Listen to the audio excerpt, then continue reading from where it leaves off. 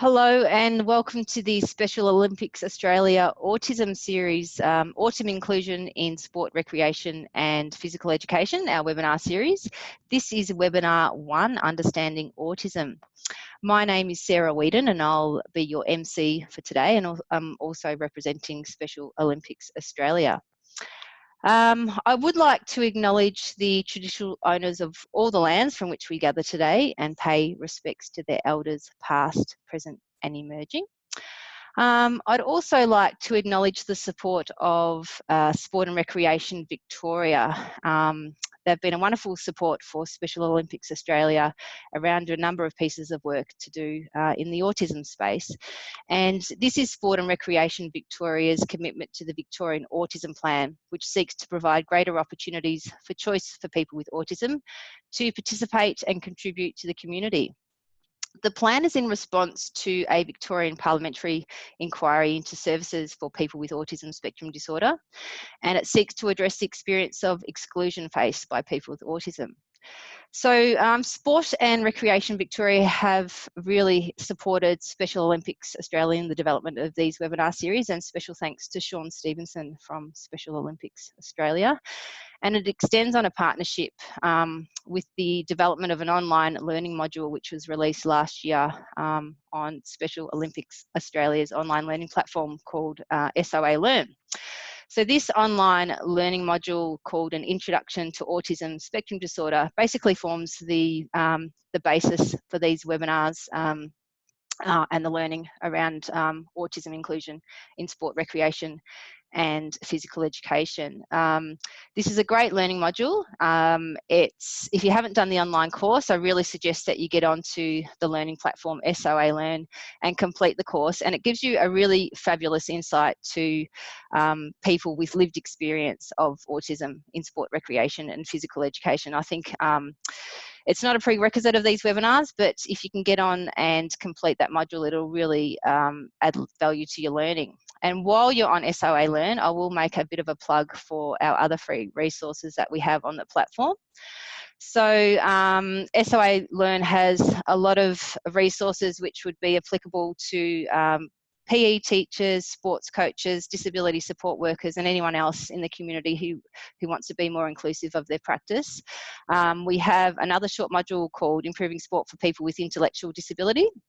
We also have a set of what we call SOA activity cards, and these are a great resource again for PE teachers, coaches, disability support workers, and they teach specific sport categories. So for example, our categories are in striking and fielding, invasion games, movement games, target games, net and court games, and a series of warm-up games. So these cards are endorsed by Sport Australia, and they're underpinned by the Play for Life philosophy and the physical literacy framework, and there's currently work underway to align these to the Australian curriculum. There's over 100 games within this series, and I really suggest that you get on and have a look at those to add value to your teaching or your coaching. Also launching really soon on the 19th of June is a accredited course for our Young Athletes program. So the Young Athletes program is a program focused on the development of the physical and social growth of people, young people aged 3 to 8 with intellectual disability and their peers without intellectual disability. So there's another accreditation course that will allow PE teachers, sports coaches, disability support workers again to deliver the Young Athletes program within their particular settings. We've got lots more resources coming out in a very short amount of time, and this is aligned to our schools and our participation strategy. So I really suggest you get on to SOA Learn, type that in your search engine, sign up and get access to these fabulous resources. So I probably should explain who Special Olympics are. Special Olympics Australia is part of a global inclusion movement using sport, health, education and leadership programs to end discrimination against and empower people with intellectual disabilities. Special Olympics in Australia is for people with intellectual disability and autism. It provides year-round sports training in multiple partner sports, as well as competition at local, state, national and international level. And the pinnacle of the SO competition ladder is the World Games, which is hosted on a 4-year cycle in summer and winter sports. And here's a great picture of the World Games in 2013 in Ireland. I think that's a great picture that encapsulates the spirit and the enormity of the Special Olympics movement. At Special Olympics Australia, everyone with intellectual disability and autism is welcome, and some athletes join just to have fun, make friends, enjoy the warmth of the welcoming community, while others are focused on winning and receiving medals. So with over 700,000 Australians with intellectual disability, we feel Special Olympics Australia is a key contributor to engage, support and inspire people with intellectual disability and autism to be empowered and included in life. So a little bit about these webinars. We had originally planned for a series of face-to-face workshops, and it was bringing the online module, the Introduction to Autism Spectrum Disorder, to life, basically. But with the current COVID-19 situation, we've brought these back to a series of webinars. And the upside of this is that we've been able to reach a much larger audience than we anticipated with some workshops.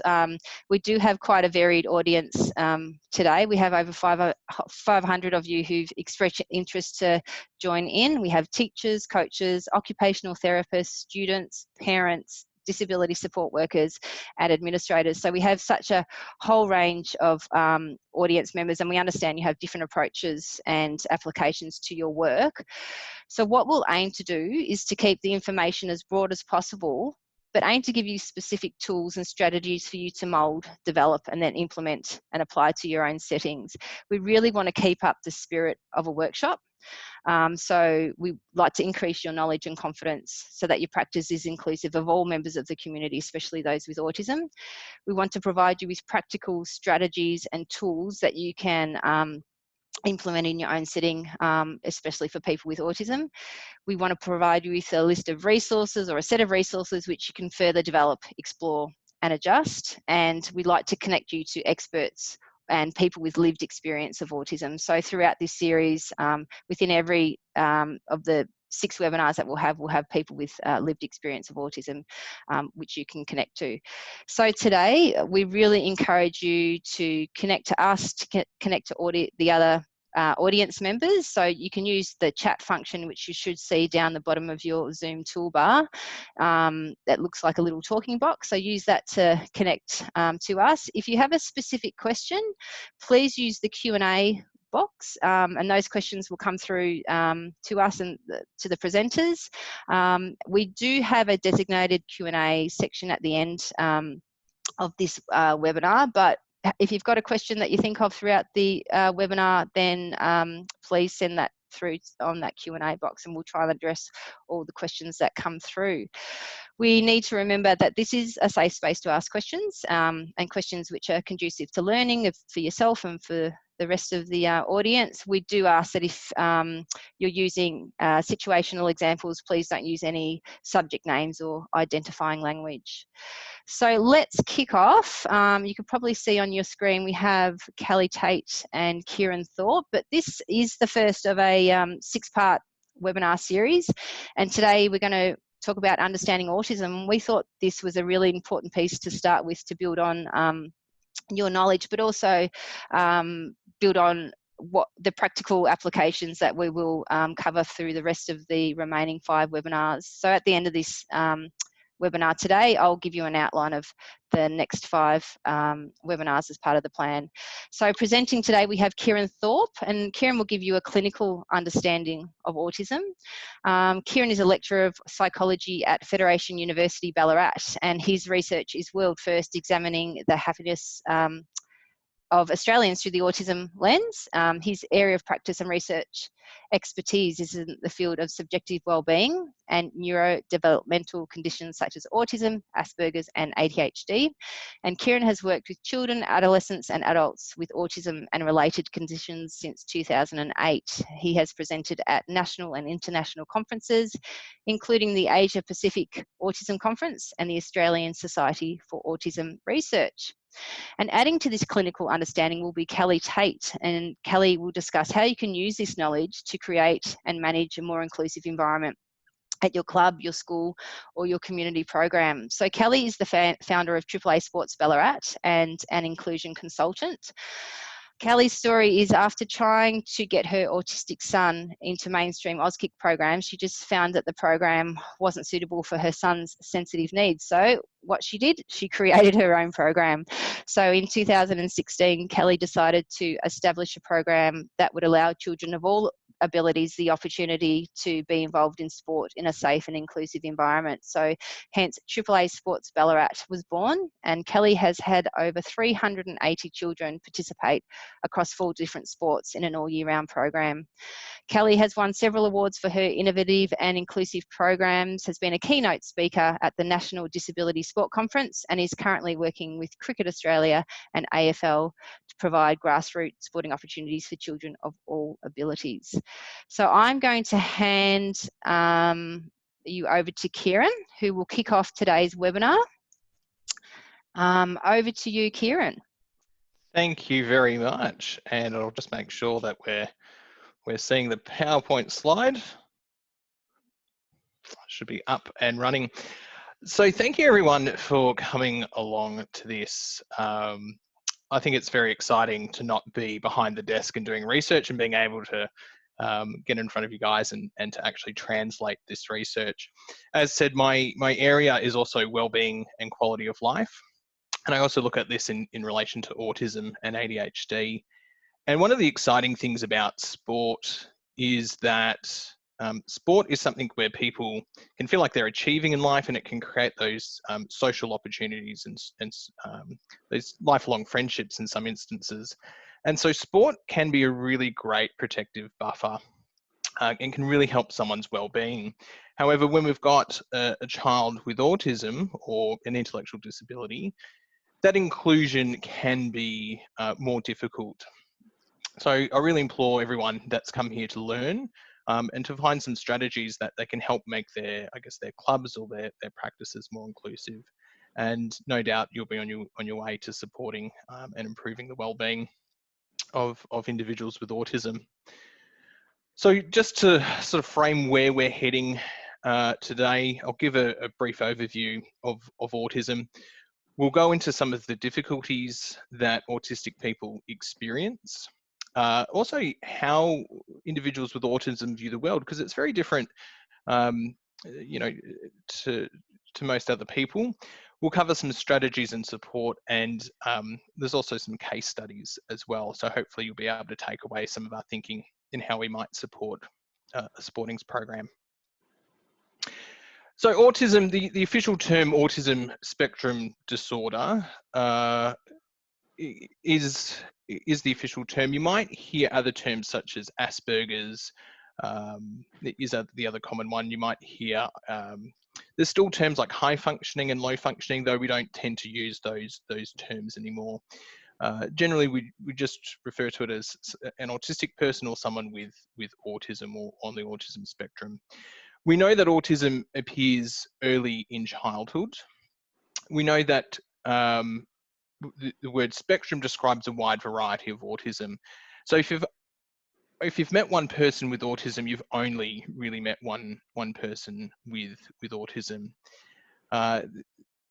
We've got such a wide variety that it can be difficult, especially, for instance, you might be a teacher and you might have a number of different students in your class with autism, and you'll notice that they all have different strengths and different challenges as well.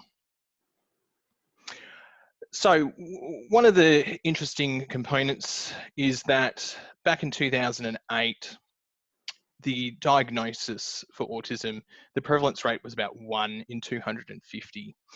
And over time, that number has actually came down to about 1 in 110, and it was about 1 in 80, and there's some research that indicates that it could be anywhere between 1 in 44 to about 1 in 66 children are now likely to be diagnosed with autism. And this comes about, we've got probably more clinicians trained to diagnose autism, and it's also more likely to be known in the community. We do know that autism is highly genetic in its, I guess, in why someone would be diagnosed with autism, and we know that males are 3 times more likely to be diagnosed. So we're not quite sure whether females are underdiagnosed or whether females have this greater genetic protective factor. but we will see it in boys 3 times more likely. There still isn't really a clear explanation. We know that there's multiple genes that are likely to cause autism, and this sort of gold standard research indicates that it's up to about 90% genetics with about a 10% environment. So that's probably all you need to take away from that, but it's likely to be very highly genetic. Okay, so what signs might suggest a child has autism? You could be a sports coach, you could be a swimming teacher, you might be an OT, and you might not see, the diagnosis might not be revealed to you, but you might suspect that a child has autism. We'll notice that a child, there's generally a lack of smiling. So there's this lack of facial expressions as well. And it's not to say that a child with autism doesn't feel emotions. It's just they can have difficulty expressing those emotions. We can see poor language development. So we might see things such as a child have echolalia, where they're repeating words. They might have difficulty putting words together in sentences in spoken language. And we can also see, sort of a more advanced, a child with autism can have an ability to speak in conversations, but they're using sort of these general phrases. They always may start the conversation with a certain phrase, and there's sort of that lack of variation in speech. One of the other early signs is there's a lack of pointing or waving. So we would see in other kids, they might bring a toy and they want to share that toy with you, or they'll point to a toy, or they'll wave. And we don't often see that with a child with autism. In regards to how autism is diagnosed, if you are a parent and you're listening to this and you are concerned, I would suggest you contact your GP. It generally involves a team of health professionals. There will be some medical tests, so there might be some things like they want to rule out whether the child has a hearing difficulty as well, which could be explaining some of these behaviours. They might also conduct some eye tests, just to make sure that the vision is okay as well.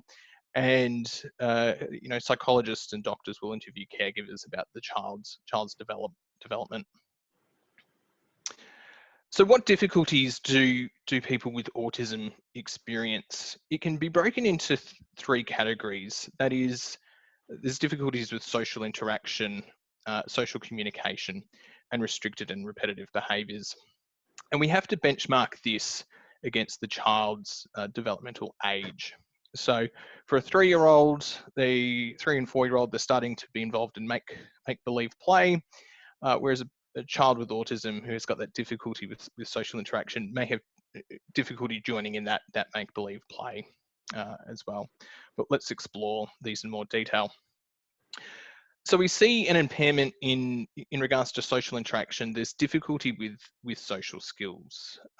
People with autism can have difficulty understanding what these social skills mean, and it's interesting because the majority of our communication with one another is actually non-verbal. There's a lot of non-verbal signs that we read, and just people with autism can have difficulty understanding what those non-verbal behaviours means.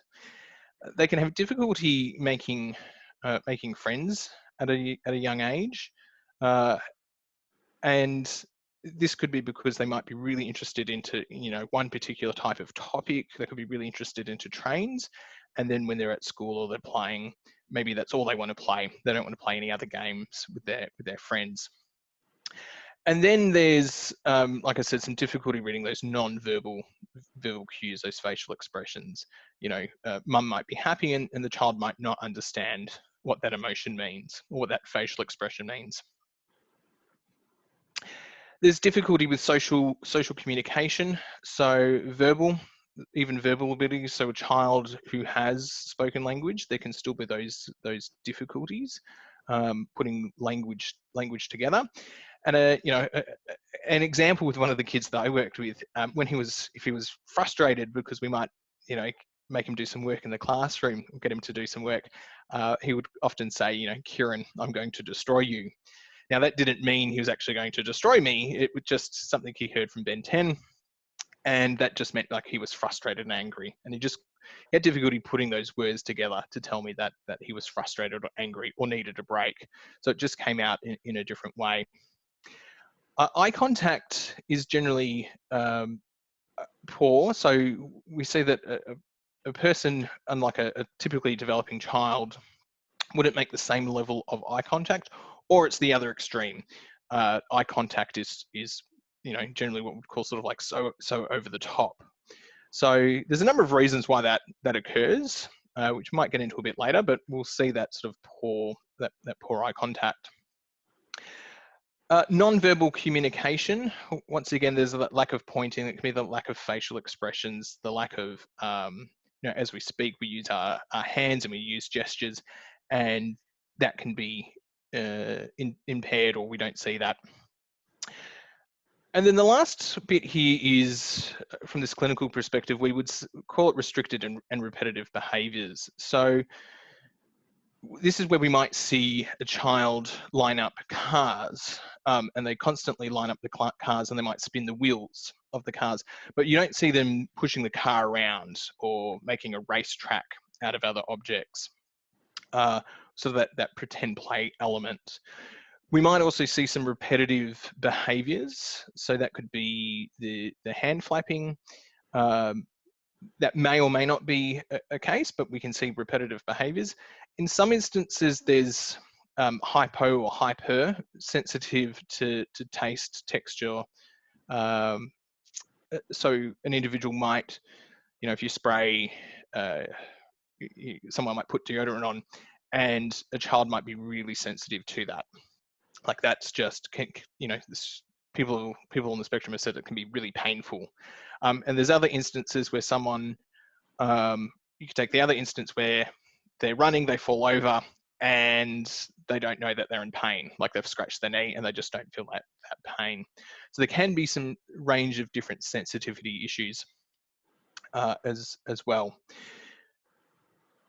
So going forward with a brief background in regards to autism there, one of the difficulties that a person with autism might experience is sustaining attention. And this can be due to a number of different reasons, which we'll explore a little bit later. But we know that I guess for a child to stay focused and to sustain attention can be more difficult. And this could be because if they've got those sensitivity issues, they can be hearing like the pitch or the sounds.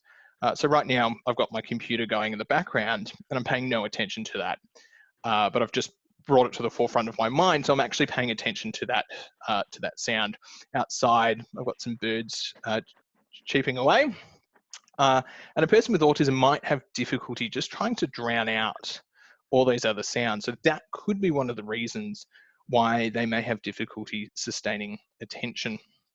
So right now I'm going to hand it over to Kellie, because Kellie in her sports program provides a number of brief strategies to help sustain attention in her activities. So Kellie, I'll hand it over to you now for just a quick overview. Sure, thanks, Kieran. So I guess some of the ways that I would help the children in my program sustain attention, it's a little bit different for us. I have developed a partnership with a local high school in our area, and they allow students to come out to my program every weekend to do community-based service hours. So I get pretty much one-on-one or one-on-two support for the kids within my program, which has been such a great partnership for us to have. So this one-on-one support for our participants is a really great way to help get their attention because they've got a buddy, someone who keeps them on track and who helps to develop their skills. So that's been a really great thing for us. I also use a lot of visual prompts, and that might be a social story or a visual schedule or it might just be prompts on the ground, so some footsteps to show them where they need to place their feet, or on their cricket bat, a cricket ball sticker so that they can see where they need to hit the ball. Just really simple things that are a visual cue for them. I also break my classes down into smaller groups. So I might have a group of 20 participants, but we break them down into groups of 10, 2 groups of 10, and we separate those groups away from each other. So I might have 5 or 6 different stations set up, and we have one group at a station on one side of the room, and then we have the other group at another station on the opposite side of the room. Limits the amount of noise, that limits the amount of chaos, and just allows the child processing time. I think one of the best things that you can do is to keep your programs fairly predictable. So if you're not doing the same thing as what you were doing the week before, then allow that child time to, you know, see a schedule of what that day is going to look like so they can prepare themselves for it. I think that's really important. Thanks, Kellie. So just some of the additional things that you can do if you've got, maybe you've got instructions, if there's key components, highlight that relevant information, or that information might be printed and laminated and put at different workstations. So it can be a sort of that visual prompt for the child to know what they've got to do, next. So if they've got to run down, let's say a soccer oval, or they're in the gym and they get to the end of that activity and then they've got to move to the next one, you might have a graphic or a visual aid that provides that prompt. Having the rules clearly posted, and even the rules being sent home for the child that they can read through as well, can also be really helpful. Repeating instructions at any one time, right now about 20% of you will have tuned out. You'll probably have been distracted by something. I've probably brought this to your attention and you're coming back and you may have missed what I've said. So just repeating those instructions, general rule in psychology is it's a good idea to repeat it 3 times. So that way you can try and capture the 20% who have tuned out at any one time as well. And the other component in here is to allow processing time. Not all individuals with autism have slower, what we would call like slower processing time, but some individuals may need to absorb that information and work with that information, and then they know what to do as well. So this next part is, how do people with autism view the world? Now, you may have an understanding of this, you may not, but I want to sort of highlight the differences in the way that what we'd call like our neurotypical, typically developing children and adults view the world versus how someone with autism might view the world as well. So we know that people with autism have a different way of perceiving, thinking and learning than most people. And every time I work with a person with autism, I learn heaps, and I learn a lot. And sometimes there's some really interesting practices that I think I could do, or I should incorporate in my life. And a person with autism, once again, we've said, might have difficulty sustaining attention, but they can also have, on the flip side, may have really focused attention, and they may be really into a particular topic and really good understanding, and it may be difficult to move them, get them to shift their attention, or they might also be distracted by inner imagination. And so how we prompt and how we get a person to maybe move on to the next task, there's a number of strategies we'll talk about in a moment. So what I'm going to show here is called the Sally and Anne task. And this video is it goes for about 2 minutes, and it's just going to show us, we've got a person with autism and without autism, and there's a task that they have to do, and I'll talk about it after we watch the video.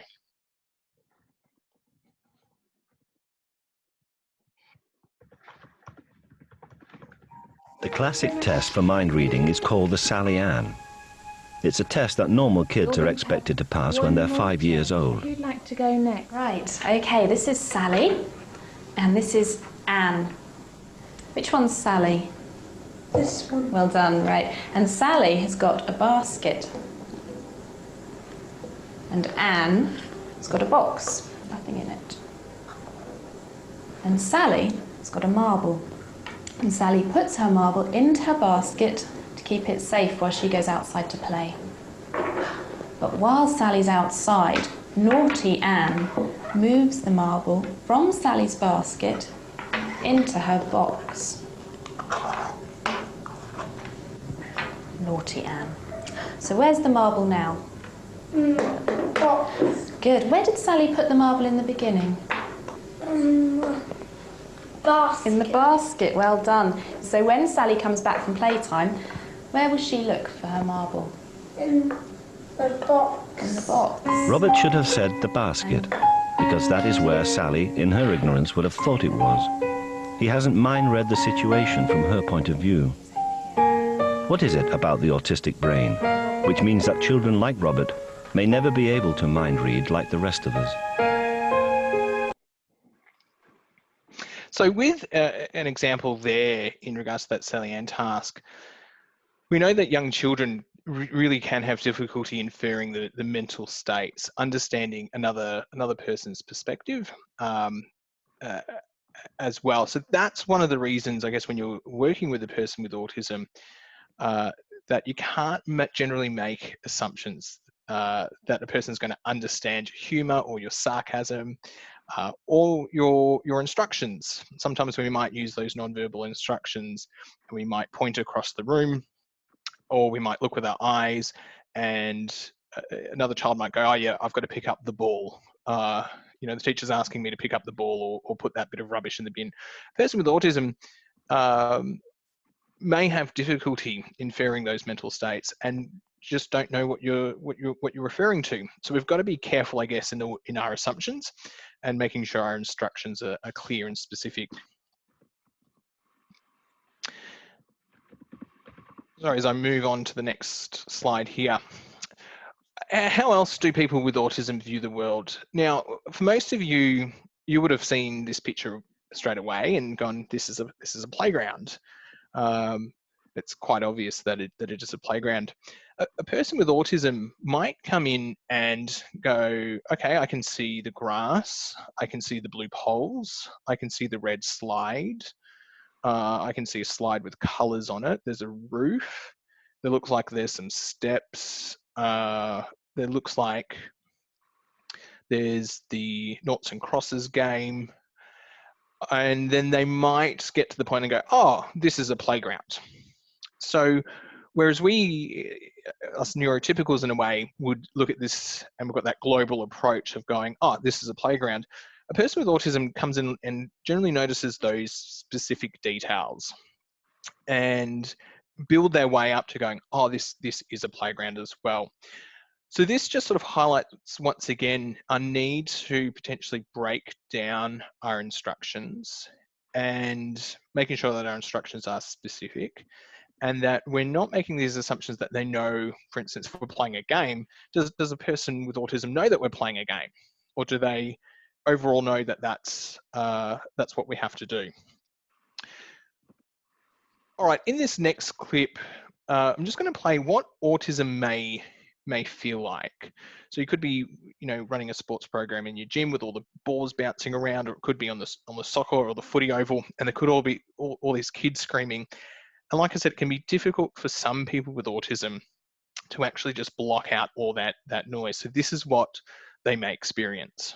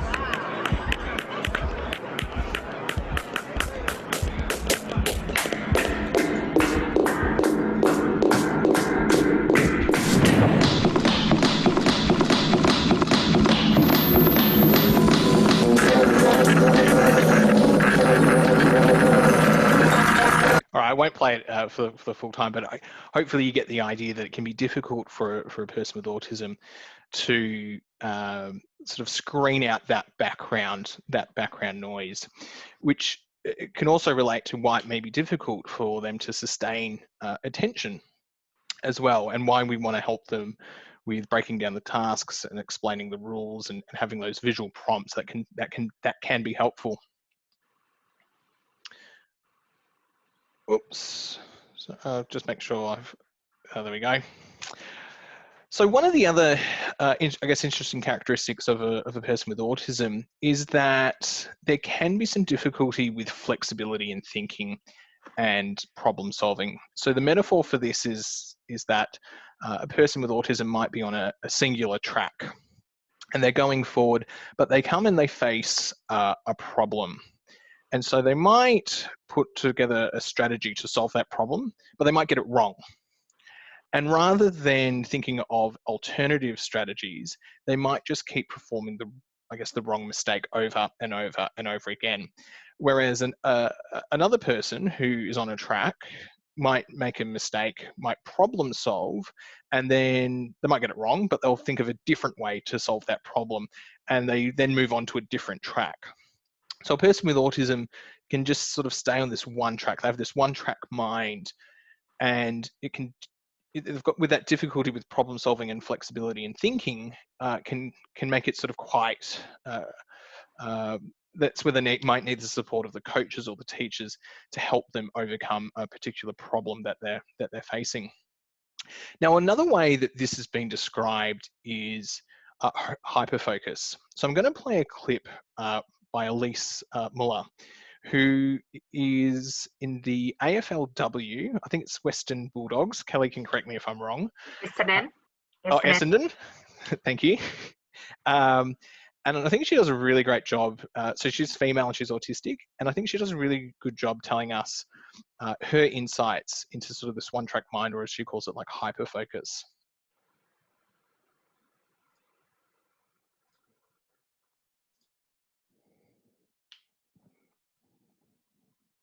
Hello everyone, my name is Elise Muller. I am very proud to be on the autism spectrum and speaking to you today about my experience with hyperfocus. To start with, what it would be helpful for me to explain is that as an athlete, as a student in school, and as an employee in the workforce, the way that I found environments are structured is to have someone be able to switch on their focus, to take breaks and switch off when prompted, and to be able to switch from task to task. And this has been consistent from when I've been in school as a student and even as an athlete and working. In school, an example would be, you'd have week 1 and week 2 on one topic, week 3 and 4 on the other topic, and so on. And by the end of the term, you then have an exam. And I was definitely competent in being able to do each of those topics at that time. However, in the exam, on the piece of paper, you might have anywhere to 6 different topics where you needed to then shift from one task then to the other topic and to the other topic. And while other people could go through the whole exam, I would spend a bulk of the time just trying to process that change. I've been able to utilize my hyperfocus to be able to spend incredible amounts of time practicing sport. And I probably wasn't very good at the beginning, but in an accessible environment such as my backyard, I was able to just pretty much stim and do repetitive movements of lots and lots of handballs for hours and hours, lots of kicks, lots of running, and be able to push my body to extreme discomfort and pain, and just not see that as a priority because of the black and white rule of, I need to do this, I must do that, and that hyperfocus. And that's been a strength that has been able to get me to play at a high level. It's also been a weakness, but then not so much of a problem if the right environment allows for it. So, for example, 2 years ago, I was playing with Western Bulldogs, and the coach would give the down low to the whole team, and then turn around to me and say, forget about everything that I just said, which wasn't a problem because I didn't take anything in. They'd say, I just want you to focus on one thing. Now, that task might have been tagging a player. So forgetting about where the ball is, just making sure that this player does not ever get the ball. So I would be able to have complete clarity in just focusing on that one thing. Or if I was a see ball, get ball, had a see ball, get ball role where I was the person that always went in to get the ball if I was playing in the midfield, that's something that I could do time and time again. Going into training, I found that I would come into training really, really exhausted from a day of trying to make myself accessible to the world and be social and not show that I'm getting affected by sensory input and all that. And I would come into training quite tired. Meanwhile, my other teammates would come into training normal. And after 3 hours of training, they would then be like, oh, thank God that's over. Good work, girls. We pushed through it. Can't wait to kick my feet up. Can't wait to rest or want a big meal now. Where by the end of 3 hours of my hyperfocus, I'm completely full of adrenaline and energy, and I am almost ready to start the whole training session again. It's been also a bit of it's been interesting trying to navigate when you've got coaches and trainers that know how the majority of athletes respond well to. For example, giving them encouragement. So when I have my hyperfocus, I don't need someone to say, keep going, keep going. In fact, that's quite a distraction. I never really understood that show Gogglebox, where they were able to watch a show and then comment on it as if they were external. Because for me, I'm either all in or completely separated to a task. And so we'll be doing like a 3K time trial, and I will be focusing, the coach will be saying, keep going, you've got 2 more laps left, or you've got 1 more lap left.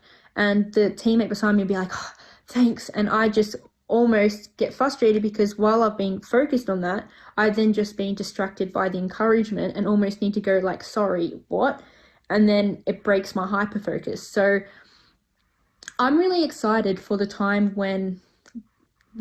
that's coming when the world is becoming a lot more aware of autism and a lot more accessible, because when we are able to create the space for hyperfocus, what's going to happen is that we're going to have more amazing brains and amazing people becoming masters of their craft, experts in their field, and just such loyal and dedicated, committed employees, athletes, and all that. And I really think that everyone else who doesn't have autism is missing out on the best part, which is hyperfocus, because there is no other state quite like it. It's what other people might go to alternative substances to get that natural high, to get that complete euphoria where your whole body is buzzing. Obviously, when it hasn't been managed well by myself, and I've spent 3 days getting something done when I probably should have put it into 3-hour increments, I could get something done in 3 days where someone else might take a week and a half, but that's because I've been doing nothing else for those 3 days but being in front of the computer or doing whatever that task is. What I've found though also is, as an athlete and as an employee, is when I do that, I'm also neglecting other things that I don't at the time see as a priority, and that has left me injured, and that leaves me in a bit of a breakdown state, because as much as my brain works, as much as my brain is in tune with my hyperfocus and I do get the physical sensation through my body also needs rest and sleep, and I might not have been clear on what success means, so I just keep going and going and going. So it's definitely, hyperfocus is definitely the best part of, or in my opinion, of my autism, and it's been something that I've had to learn to understand and be able to articulate, so the right people working with me can give me instructions and make environments accessible so that I can really utilize those strengths. and not feel so much of the after effect. Yeah, really excited, and thank you. Thanks to Elise there. And one of the interesting things that I know, because I've heard Elise talk before, is that her coaches and her team in the AFLW are very supportive, and they've got a very open dialogue about what works for her and what doesn't work for her, and the coaches really try and support her, and the team really tries to support her as well. So I know just from something that she's talked about is that she doesn't like the team huddle at the end, but she likes to be near the team huddle and sing the song, and that's something that they've adapted and do for her. So I think part of we've got children, we've got adolescents, we've got adults here in a sporting program. If you can, the best person to talk to is the individual themselves. What insight can they provide? Now, if you can't necessarily talk, maybe it's a young child, maybe you can't necessarily get their insights, but you can talk to the parents. What strategies potentially have worked? How what might we be able to adapt? The first places that I would go to. I'm going to hand it over to Kellie now, because Kellie once again comes up with a number of strategies in her sporting program to help sort of that hyper focus, that one track mind, to talk about some of the strategies that she uses. How amazing is Elise? I have to say that every time I listen to her, I just want to keep listening to her. She just explains it so beautifully. But I think one of the key things that Elise said in her package was, to allow for that processing time, and that is just so important. Whether that be as part of the group, giving the instruction a second or third time, and a nice, calm, slower sort of pace so they can follow along, or whether it be aside from the group after they've been a part of the main group. So allowing for processing time is vital for these guys. Also providing those visual cues like we talked about before. So if you're in a PE class, have it on a whiteboard in your PE session, what's going to happen, so that they're prepared for what's coming next. And to bring a child back on track, I quite often will use a technique where you offer two options, and we always offer the option that we want them to do as being the more desirable option, and then a less desirable option for them is their second option, and they can choose from those two. And you can generally get your tasks done by using that sort of process. And I just like to relay my expectations to the participants separately, so that they understand. If we do that in the big group setting, it can sometimes get lost amongst the noise. And so I think relaying those expectations either before the session or during the session is a really good idea too. Yeah, thanks, Kellie. And one of the other things I just also think is important is sometimes when you've got to switch tasks or switch strategies, is giving that warning, like we've got 2 minutes until we change. We've got 1 minute. Okay, now we're going to change, or now we've got to grab your water bottle, or you've got to grab this if you're in the yellow group, grab your yellow cone and move over to the next activity can also be helpful.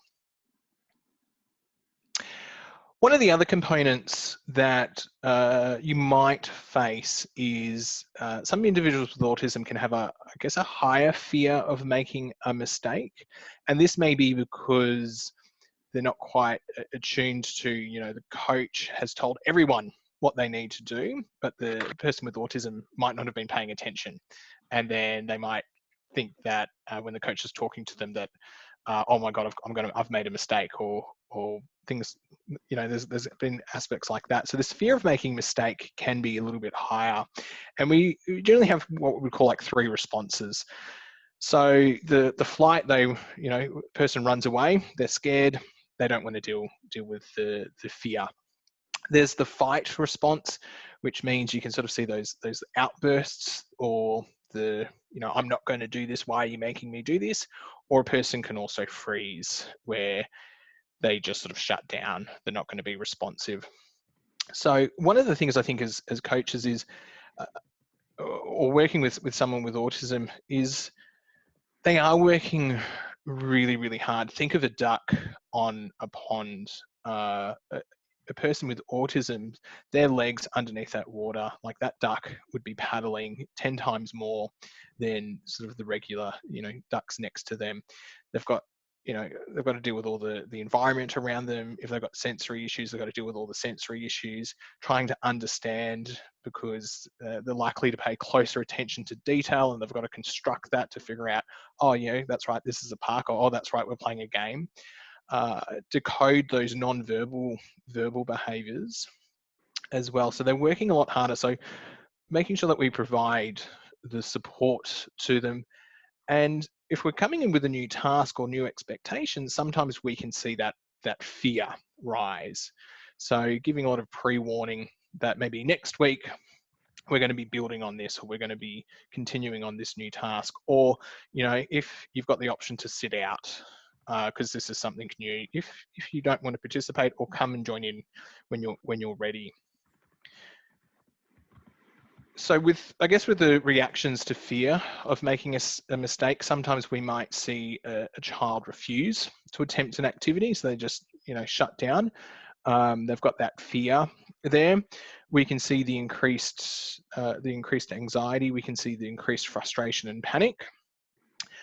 Sometimes there's that tendency that I've just got to be right. I've just got to be right. And sometimes the tendency, there might also be, you can also see the component in some older children that they might start criticizing some other kids. And that's because, they're fearful of making a mistake. So just being aware, I guess, of this component, that if someone is refusing to attempt an activity, in my line of work, I would, it's sort of depending on what we're trying to do, but sometimes I'd be like, okay, you can sit this one out, and join us for the next activity that I know you're really good at. If there's that sort of frustration and panic, I might sort of go, I think you're frustrated, or I think you're a bit frustrated. Do you want to take a break, or do you want to keep going with this? Trying to give them that choice, or that option. Or, we're all going to stop and we're all going to get a water, drink of water, just to help reduce that frustration and move on to another activity. Sometimes there's that tendency to criticize others, and I would try and deal with that in the moment, but I think in that case, I would also want to be speaking to the person outside and just trying to find out what's going on and how we could support that individual. So some other strategies, how can we support? We want to take a positive approach. We want to make sure that we model how to handle our mistakes. So if there is that fear of making a mistake, sometimes it's good for the coach to make a mistake and model, that's okay, we've missed the shot. That's okay, we didn't kick the goal. This is what I do. This is what we can do if we make a mistake. Sometimes we want to appeal to the person's like intellectual ability. Like, I know you're really good, or I know you're really smart at scoring, or I know you're really good at shooting hoops, or I know you're really good at being a defensive player. So let's focus on that for the moment. We want to imply mistake is not a tragedy as well. So I think by modeling a mistake as a coach and just sort of continuing on, and this happened, that's okay, off. Now we move on, or this is the next thing that we do. Or you can go get a water bottle, or you can sub yourself off. Are some strategies. And we also want to try and reframe how a mistake provides information. So not necessarily, I wouldn't say picking on the person with autism, but just a number of people in the team, for instance, might make a mistake, or you might make a mistake, and you talk about how could we reframe that? Like, what else could we do, guys? What could we do next? What's some of our strategies? How can we support one another? So I don't want to be all once again negative with autism as well, because there's a lot of positives in regards to autism, and you've got things like attention to detail. A child might have really great attention to detail, and that might they might have a really good job that they could be part of the team, which it could be scoring, it could be the stats if they like it. There's that deep focus that you can rely on. Maybe they've got great observational skills or can absorb and retain information. They've got visual skills. There's expertise in chosen topics. So, you know, a child might be really into dinosaurs. So maybe you can incorporate some dinosaurs into this training program. They're methodical and there's integrity to be, you know, they're very honest as well. I'll throw it over to Kellie now for some of your comments. Kieran, can we go to the next slide? Is that okay? Sure. Yep. Perfect.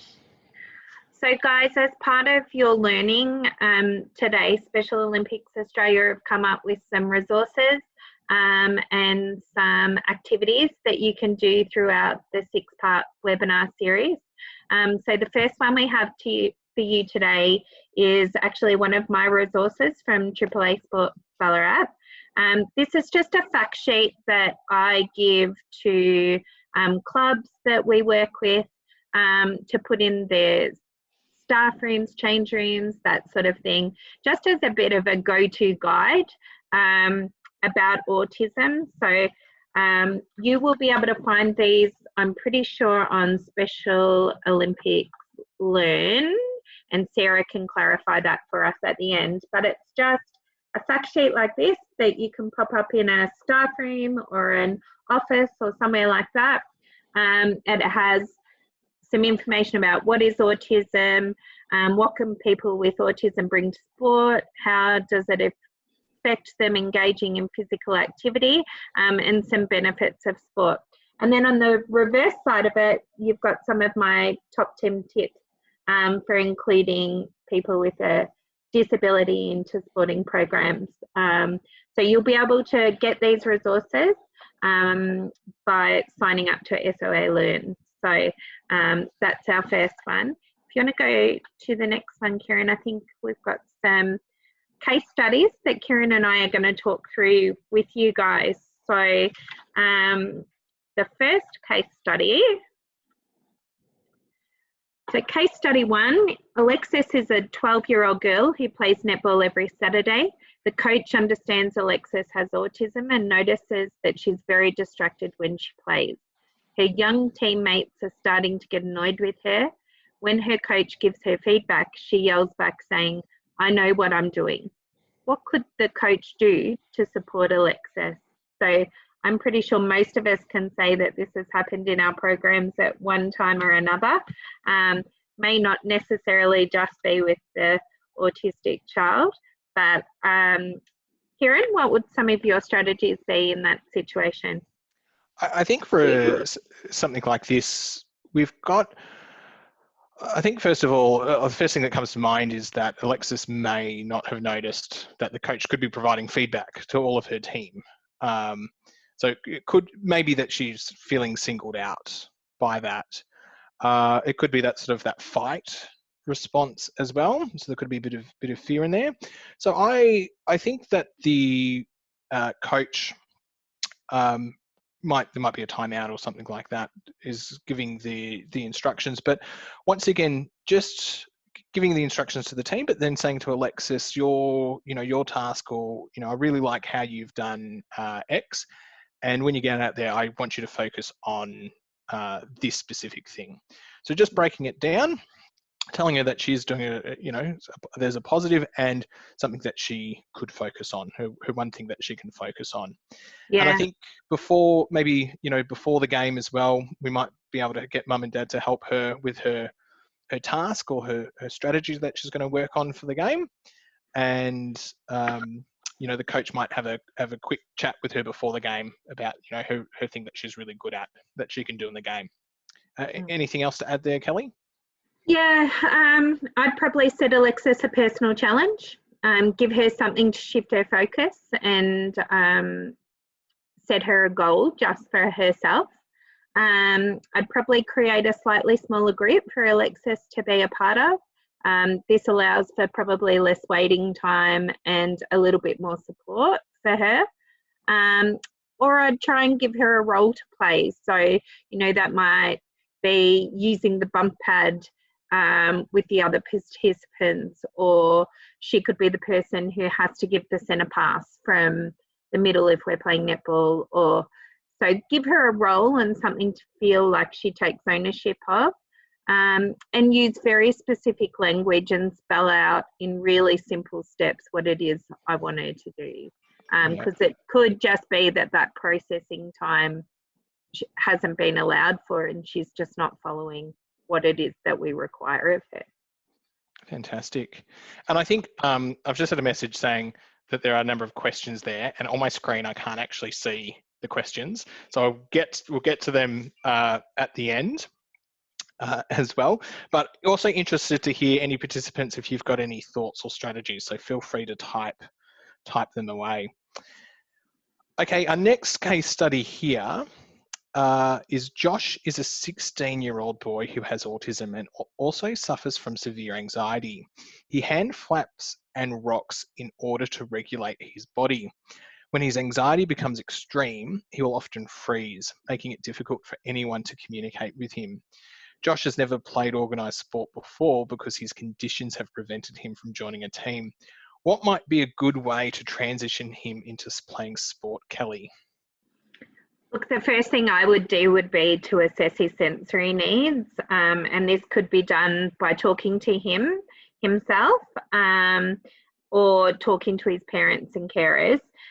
Anxiety and hand flapping and rocking are ways for Josh to regulate his body. So we don't want to take that away from him, but it can become really distracting for the group. So when it's distracting for the group, or if it's causing an issue within your group, we want to replace it with another repetitive behaviour. So maybe bouncing the basketball back and forth, back and forth, back and forth, or, sprints up and down, just replace it with a repetitive behaviour. We don't want to take it away from him because he's trying to regulate himself, and that's how he knows how to process his emotions and his body. But we do want to replace it with something that might be more acceptable in the environment that we're in at that time. I really want to emphasise that it's okay for people with autism to swim, and it may seem socially unacceptable, but I really need everyone to understand that it's okay for that to happen. It's really important for these people to be able to regulate their emotions, so we don't want to stop that. The other thing I would offer is, some specialised one-on-one support for him if I could, so that he could feel more comfortable. We could assess all the things that were a sensory issue for him, and we could try and address those and make it easier for the next session. Yeah, fantastic, Kellie. And I think my comment to add to that is I'd also want to ask him, is there a particular type of sport that he's interested in? And also look at some different sports in the neighbourhood that he could join. So maybe a team sport might be too much. Maybe soccer's not going to be the best place. It may not. Or maybe he might be interested in bowling, or there could be another type of sport as well. So once again, trying to get him to providing the rules to him if I could, getting him to understand the different game, and then if he's joining a team, who the coach is, who are the players, when they meet, what they do. If I could film some of that training and then show it to him, there are different ways I think I could also try and help to transition him into playing sport. All right, so we'll go to the next one. So Sophie is a 10-year-old girl who has autism. She finds it a challenge to make friends. Sophie's mum would like her to play soccer, but struggles to get Sophie to leave the house. She likes routine and finds new environments really difficult.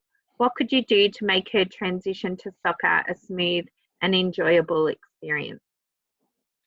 All right. I know that Sophie's mum wants her to play soccer, but I would also hope that Sophie would like to play soccer too. That's something that we're not just forcing on her. But I think there's a number of things here. I would find the local club.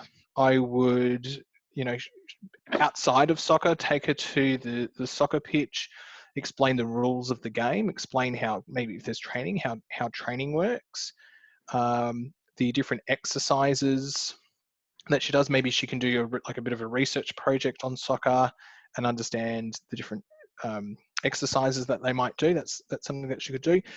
The getting to know, like if I get a picture of the coach or the team, the players, if that's allowed, and their names, and what's expected of her, and taking her to soccer, or if she joins soccer, but letting her know that she can participate or she can watch, or maybe she could be the scorer, or she could have a role. That's something that could be developed over time to help her transition.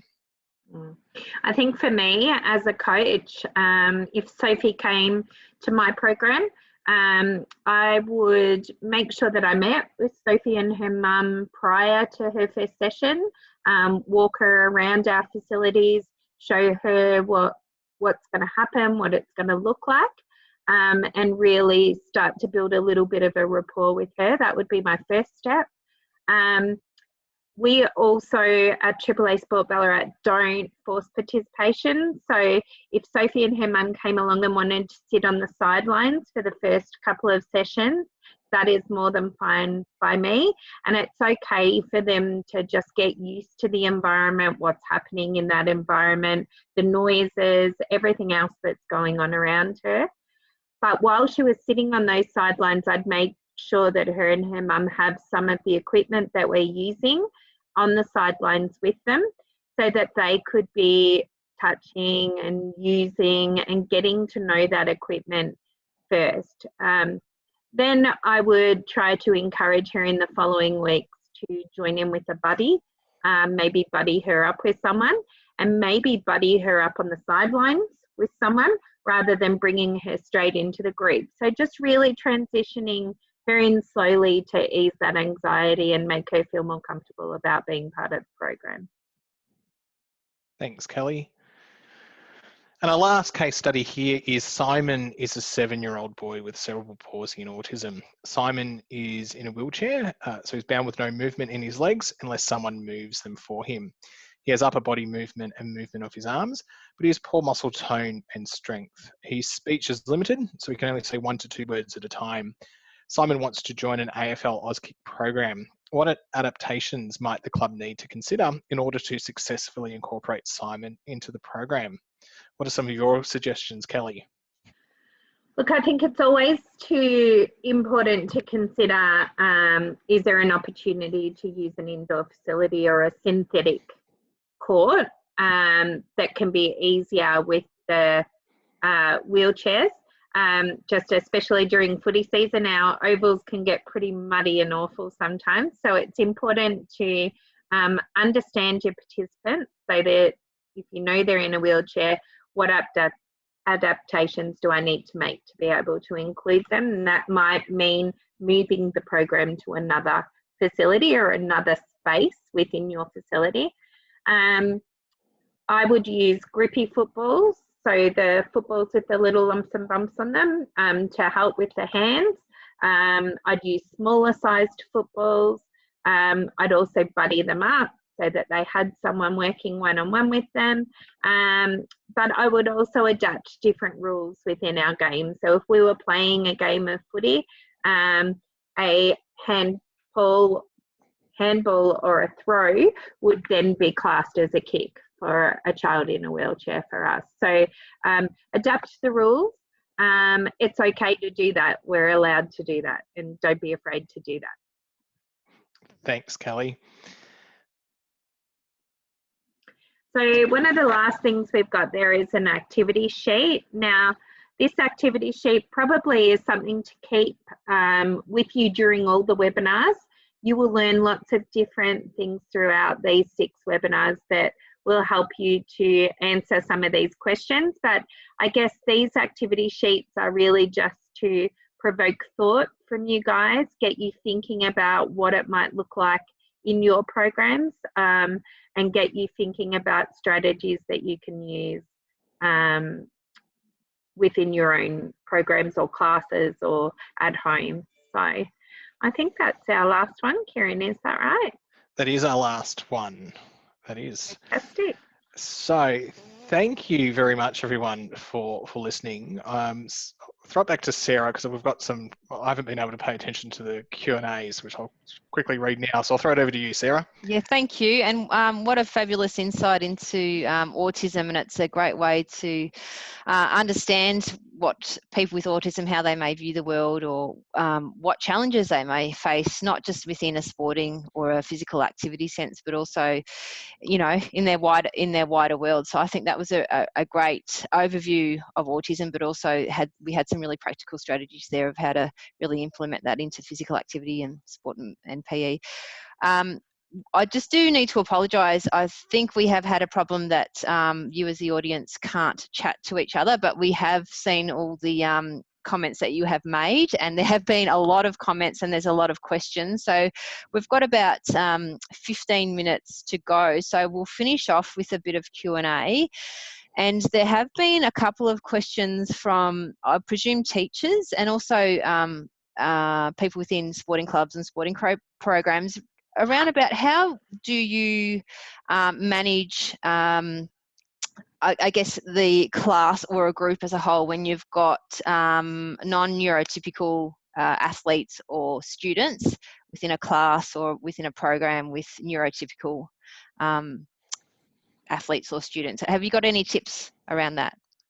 Yeah, look, I've done quite a bit of work with PE teachers and schools. So look, my suggestions to you guys would be to do your research. So know what children are coming into your class for that day. So if they're not a usual child that you would see, speak to their teachers, make sure you get all the information you need about the sensory needs of these child, what might trigger them, what might help them if they get triggered. So really do your research and understand the triggers.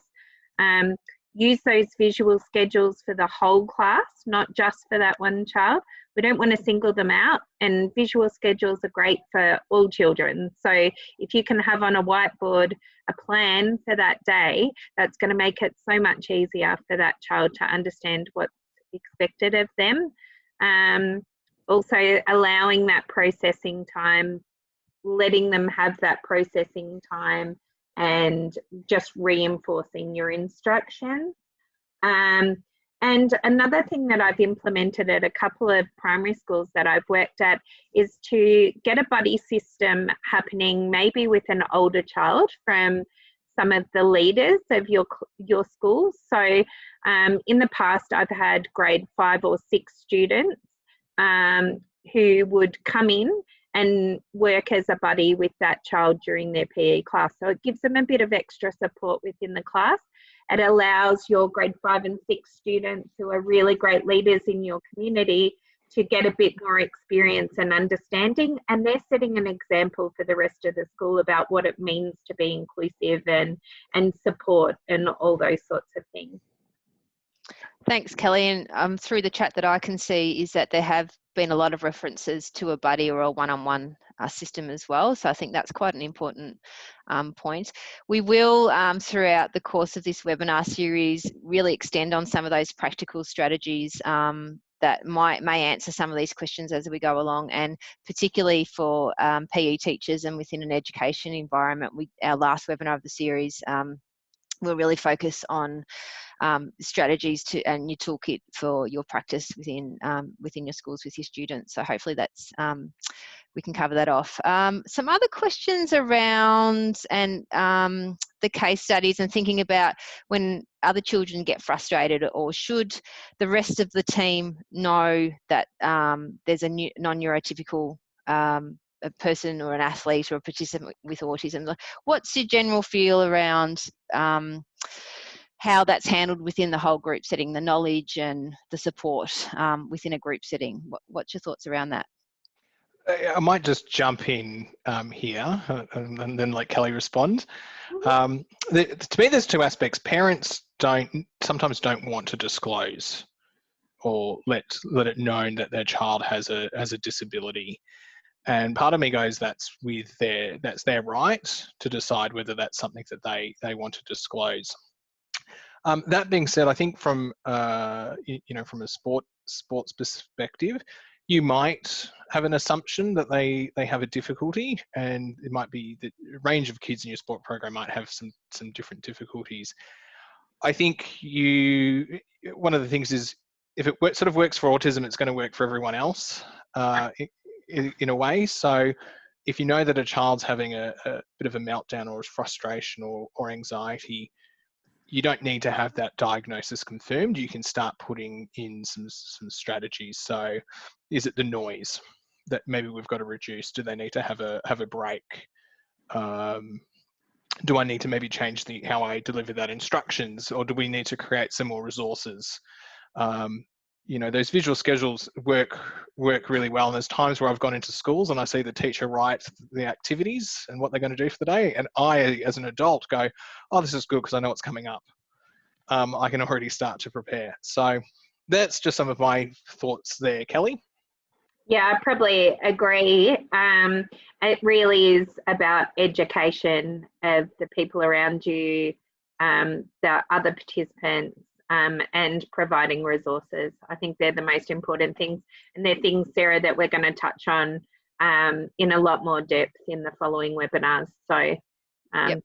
Yeah. Definitely, and we'll have some resources to back those up as well. Maybe one for Kieran, but Kellie, within your, I guess, practical applications, are there major differences that present between boys and girls who have autism? And should there be any consideration in planning or delivering of sessions or programs between the two genders? I think from like this clinical lens, boys are going to be more noticeable. There's going to be more of those overt behaviours. Females females aren't. So in Australia, boys are generally diagnosed somewhere between 2 to 7 years of age. That's, generally when the diagnosis comes in. For females, it's actually probably adolescence. It's much later. And females are, in a way, can sort of mask their symptoms, or if you have a female with autism, they might also talk about how they've blended in. So there's things like, for a boy, playing with cars but spinning the wheels is very obvious, but for a female, they might have really restricted interest in TV characters, and you can see like those posters all over the room, and they're really into that TV character, and that can actually seem quite normal. Like, that's not anything to be like, that's just normal. But over a number of, over a period of time, you notice that developmentally they probably haven't started to change that, their interests, which was what we would sort of start to see. Kids go through Thomas the Tank Engine, and then I don't know whatever's next, but they move through their sort of their TV programs that they like to follow. So I'm not sure if that's actually answered it or whether I've just waffled on. I wouldn't actually change the planning of my sessions. If I'm planning a session, regardless of gender, wouldn't matter to how I planned my session. I think something we come back to when we talk about that is what Kieran said earlier, in one person with autism is just one person with autism. So planning is, in regards to planning your sessions, it won't matter on the gender, it'll matter on what the sensory sensitivities and the challenges that person faces. Great. And I think I think that is an important point to make, is that you have your resources and you have your plans and you have all of these strategies in place to support someone who has autism. And if you can follow your plan and be supported by those resources, that should help you. And also understanding that not everyone presents the same way if they have autism as well. So it's not going to be a one size fits all.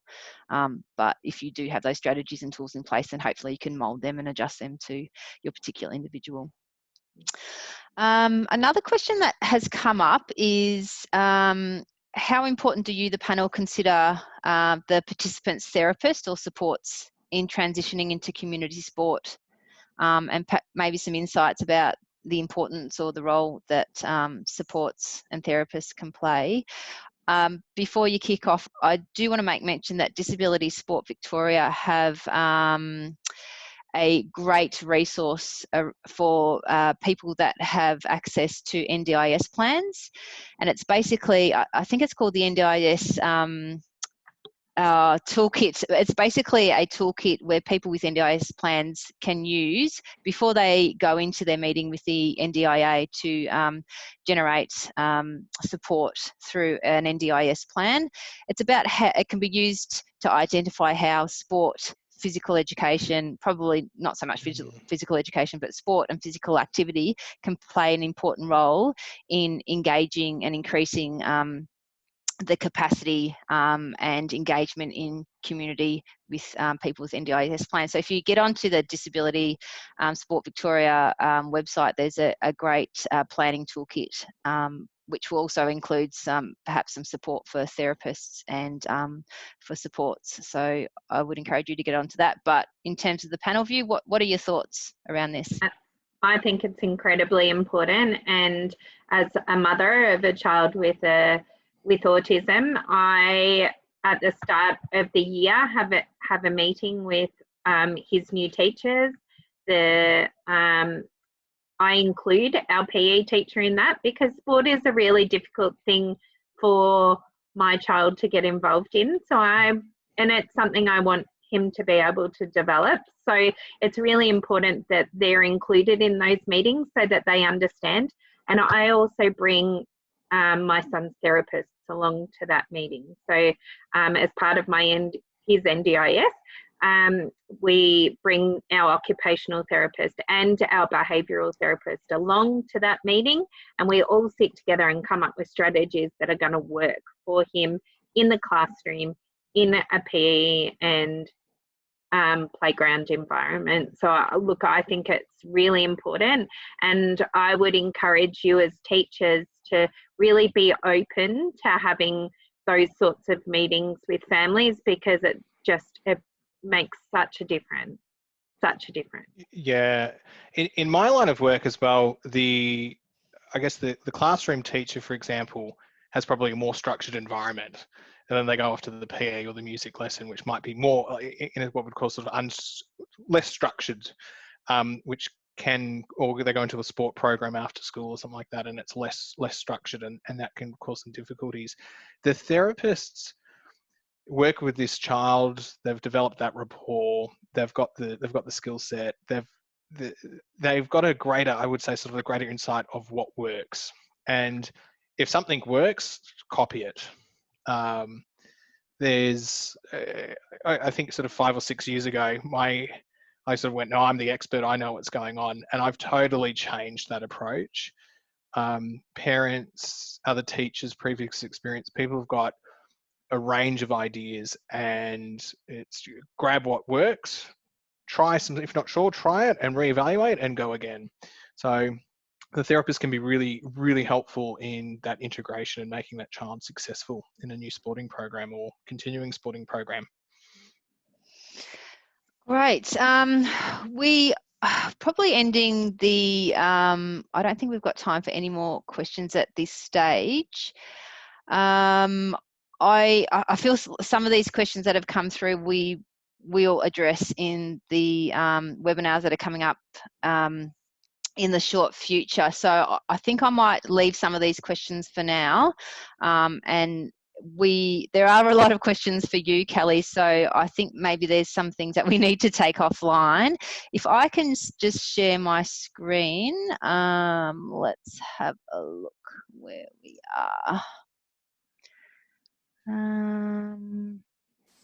Okay, so I just will outline the next part of this series. So today we've looked at understanding autism, and hopefully you've been able to get a really good solid understanding, or a base understanding for then to get into some a bit more adding to your toolkit, and creating some strategies that you can take away. So our next webinar in the series will focus on getting to know your participants. So there were a lot of questions that came through, how do we approach parents or about talking about their child, or how do we approach a participant and get the information that we need? So we will look at some really practical strategies in this next webinar. And you can see that there's 6 webinars within this series, which we'll talk about sensory sensitivities and how you regulate people with autism within your programs, and we'll give you some tips around that as well. How you create an inclusive program and environment, and our last one, we were creating this really specific for practice for PE teachers and schools. So hopefully there's, you know, you'll be able to follow that series and get some great tips and strategies around that. So the next webinar, getting to know your participants, that'll be again presented with Kellie from AAA Sports Ballarat. We'll have Elise Muller, who you saw on the pre-record in this webinar. So Elise is a person who lives with autism. She's also an athlete. She's an autism activist, and she runs her own business called Active Support. So she'll be joining us live for the next webinar, and you'll be able to throw some questions to both Elise and Kellie.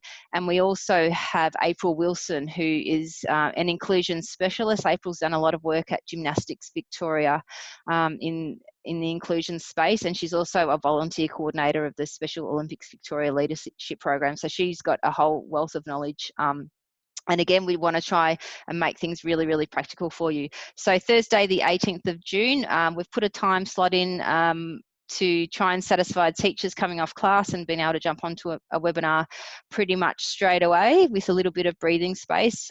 We know not all times and days will suit every one of you because we have such a varied audience, but we hope to change the day and time around to try and capture as many of you as possible. These webinars will be recorded and put up on SOA Learn. So I have sent the link through the chat function a few times, but if you just go into your search engine and type in SOA Learn, you'll come up with the login page. So the webinars, some of the resources that Kellie had spoken about today, we'll have them up on SOA Learn probably within a week's time after some editing. And I'll send out some communication when that will be ready to access. We are also working, and we've nearly finalised a certificate of learning, so particularly for people who want to include this learning in any professional development frameworks that they need to satisfy for their practice. That will be accessed through SOA Learn as well. You can let your friends know about the recording. All they need to do is get onto SOA Learn and access there and the resources. So I do want to, and this addresses some of the questions that have come through today as well. There's another great way that you can connect to what's going on in the disability inclusion space. So AAA Play, Access for All Abilities Play, is a free state government funded service that connects people with disabilities to local sporting opportunities within their local area. But it's also a great way to stay informed about what's happening in the industry and local community. I noticed on there that they were advertising, AAA Play were advertising a webinar that's coming up about returning to sport for people with disability. So you can sign up, or you can get onto the AAA Play Facebook page or website. You can sign up to the newsletter, but there's a whole stack of resources, events, news. So it's a really great way to stay connected and engaged. The other resource, which is a great one. It's about learning for people with all disability, not just for autism and intellectual disability, but La Trobe University have developed the disability resource. So this is an online resource that you can access. It has courses that you can complete and also a whole set of resources that might support your practice as well. So hopefully there's been some great takeaways from this webinar. I know that I've really learnt some things from Kellie and Kieran as a PE teacher myself. I think this training is valuable to my practice. If you do have any questions for any of our presenters or myself, our details are on the screen. Kellie, you might get inundated because there were several questions for you specifically. We do have a coaching development email address that if you had some general coaching questions, you could send through to Special Olympics Australia, and also down the bottom is our web address. But if you want to access SOA Learn, just type it in your search engine, and that should come up. But we really thank you for your participation today. Hopefully you will join us for the second webinar, which is getting to know your participants, in a couple of weeks' time. And we wish you a good day. Thank you.